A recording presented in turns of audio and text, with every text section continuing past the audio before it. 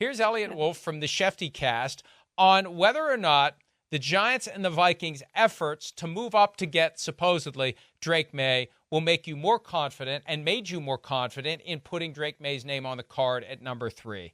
Here is Elliot Wolf on that topic. That's one way to look at it. Obviously, some of the teams are pretty good offensive teams with pretty good offensive minds, but we feel like we're a pretty good offensive minded team as well. And, we were trusting in our own evaluations. And how close did you ever come to trading that number 3 pick? Not close.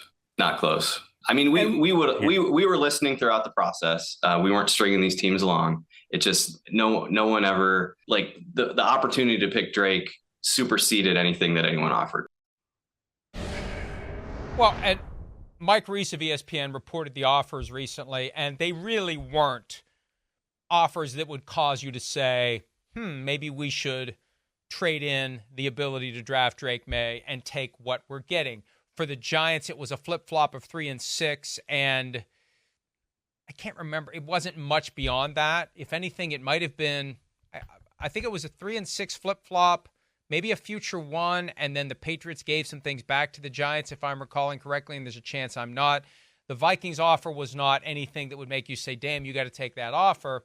And I think the Patriots got that out there so people would understand this was our best play.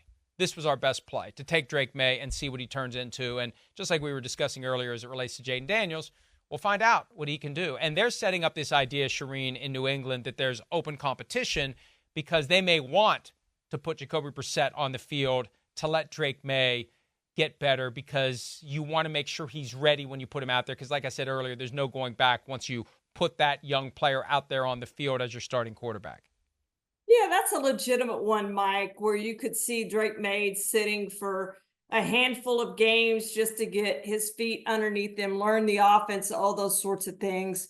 So I could see that happening with him. But, when you're sold on your quarterback, it really doesn't matter what anybody offers. Like that's your guy. You feel good about him and you feel good about drafting him, that he's going to be your quarterback in the future. And if they trade down, obviously they're not getting that guy. And thanks, Pete. Pete says exactly what they offered. The Giants offered the number 6 overall pick and 2025 first round pick.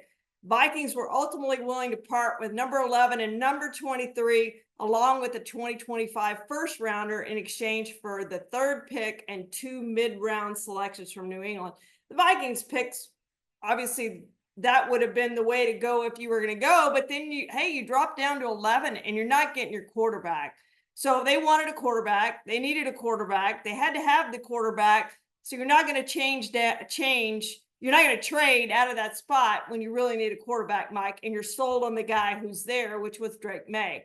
So I think they did the right thing. The question now becomes, as you said, is he going to start week 1? If he's not, when is he going to start for the Patriots? But at some point, he'll start for him, and I imagine it'll be this season. And I imagine it'll be week 1. Maybe it's not, but he'll have to win that job, and they have to make sure that he's ready to start on opening day. Hi, it's Mike Florio. Thanks for watching PFT on YouTube. Hit subscribe for the latest news and analysis from Pro Football Talk.